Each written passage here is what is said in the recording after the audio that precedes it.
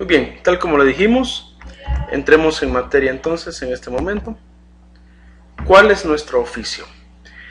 Nuestra carrera es la carrera de Ingeniería en Ciencias de la Computación, Ingeniería en Sistemas, Ingeniería en Informática, diversos nombres que le podemos dar a nuestra carrera.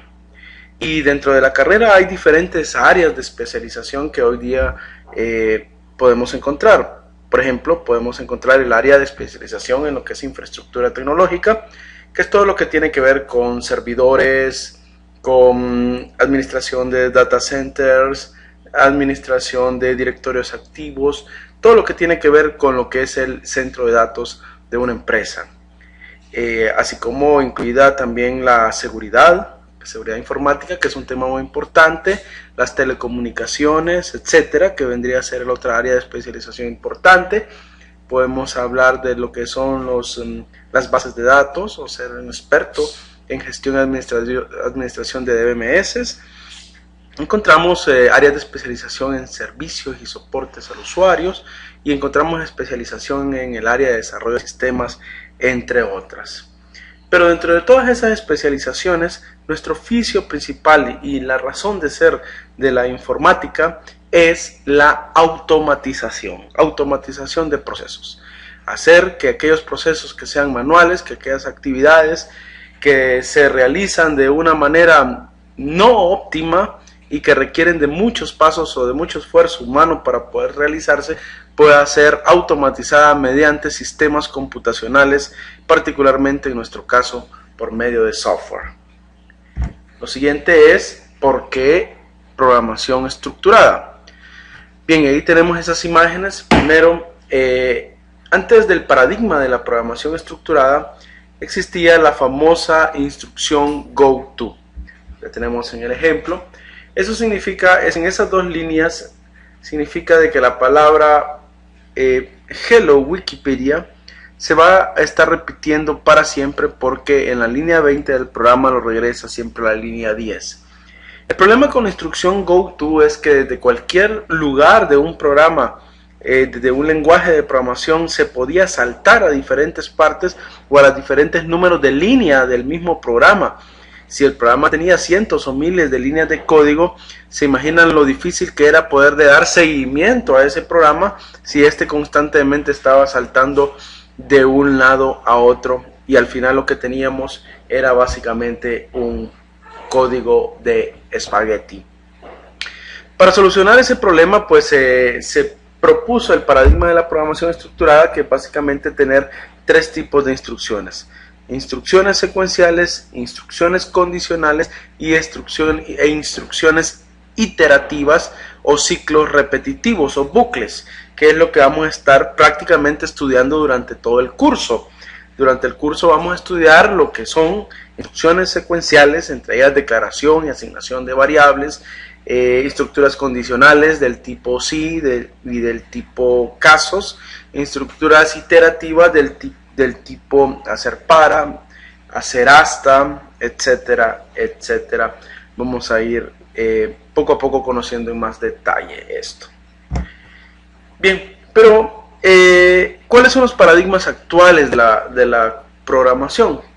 En esta tabla podemos observar que el paradigma vigente, o el paradigma más popular, el más utilizado, al cual están todas las tendencias, lo que se está usando actualmente, es el paradigma de los lenguajes orientados a objetos. La programación estructurada pues prácticamente pertenece al segundo grupo, que es más utilizada en los lenguajes de tipo procedurales. Los lenguajes de tipo procedurales, también llamados lenguajes imperativos. 56% de los lenguajes actualmente y de los programadores del mundo están utilizando el paradigma de la programación orientada a objetos, entre tanto que la programación imperativo procedural tiene un 37.3% alrededor del mundo, seguido por unos muy bajos índices de programación de lenguajes funcionales y lenguajes lógicos. Entonces, si la programación procedural es segundo lugar y no primer lugar, ¿por qué estudiamos programación orientada estructurada? Pues bien, la estudiamos precisamente porque es los cimientos de la programación.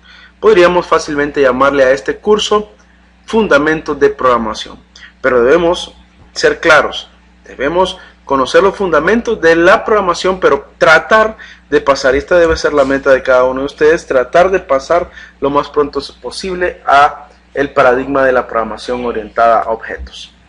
Ahora hablemos de cuál lenguaje debemos utilizar. Esta tabla nos muestra los lenguajes más populares de acuerdo a un sinnúmero de fuentes, entre ellos internet, una comunidad de programadores, etc., extraída del sitio tiobe.com, que nos dice que el lenguaje número 1 en popularidad actualmente en el mundo sigue siendo el lenguaje C, seguido por Java, en tercer lugar el C++, y luego tenemos Object-C, PHP se ha situado hoy en la posición 5, por sobre C#, que tiene la posición 6, el Visual Basic posición 7, y así en orden descendente Python, JavaScript, Transact SQL, es un lenguaje de base de datos de Microsoft, del SQL Server, Visual Basic.NET, Perl, Ruby, Delphi o también conocido como Object Pascal, Lisp, PL, SQL, que también es un lenguaje procedural de Oracle, R, MATLAB, y en el puesto número 20 el señor COBOL. Pues bien, esos son los lenguajes más populares en la actualidad. La pregunta que surge después de ver estos lenguajes es aprender a programar versus aprender lenguajes de programación. La lámina obviamente muestra un sinnúmero de lenguajes de programación que existen, que están en el mercado, que tienen una comunidad, algunos tienen un nicho y que tienen su aplicabilidad, tienen su uso, tienen sus fans, tienen sus fanáticos, tienen sus seguidores, pero no necesariamente debemos aprenderlos todos. Lo importante es aprender a programar, no necesariamente aprender lenguajes de programación. Eventualmente los desarrolladores llegan a sentirse muy cómodos con algún lenguaje en particular. Sin embargo, la clave que nosotros tenemos que seguir es aprender los fundamentos de programación, aprender a programar, y no particularmente sintaxis de los lenguajes. Aprendiendo los fundamentos vamos a poder luego aplicarlos a cualquier lenguaje de programación que deseemos, simplemente tomando el manual de referencia o manual técnico de dicho lenguaje.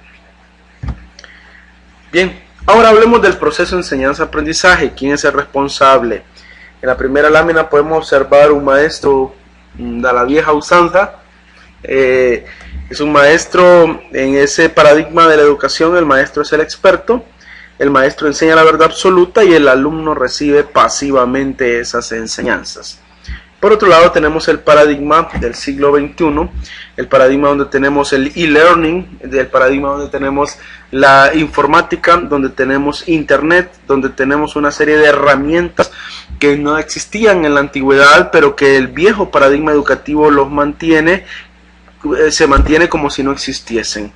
En este nuevo paradigma tenemos que el maestro es más bien, en lugar de ser un gurú, es un facilitador y conductor del proceso de enseñanza-aprendizaje.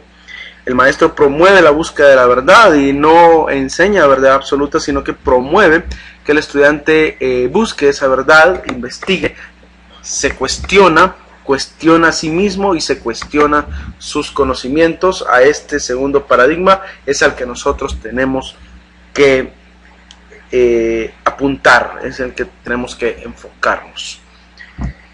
Finalmente, el secreto para aprender a programar, en el video introductorio lo dijimos, es para aprender a programar, el secreto para aprender a programar es programar, programar y programar. No es posible aprender a programar teóricamente, no podemos aprender a programar con un manual técnico, leerlo como si estuviésemos leyendo una novela, 100 años de soledad o el Quijote de la Mancha. No se puede aprender a programar así. Para programar hay que enfrentarse al código, sentarse frente a la computadora y empezar a producir código a toda hora, en todo momento, en todo tiempo. Solamente así se puede llegar a dominar este arte creativo magnífico como lo es la programación. Finalmente, un deseo de mi parte antes de despedirme, después de lo que les he dicho y del último consejo, es, finalmente mi deseo es que no les pase algo de esto.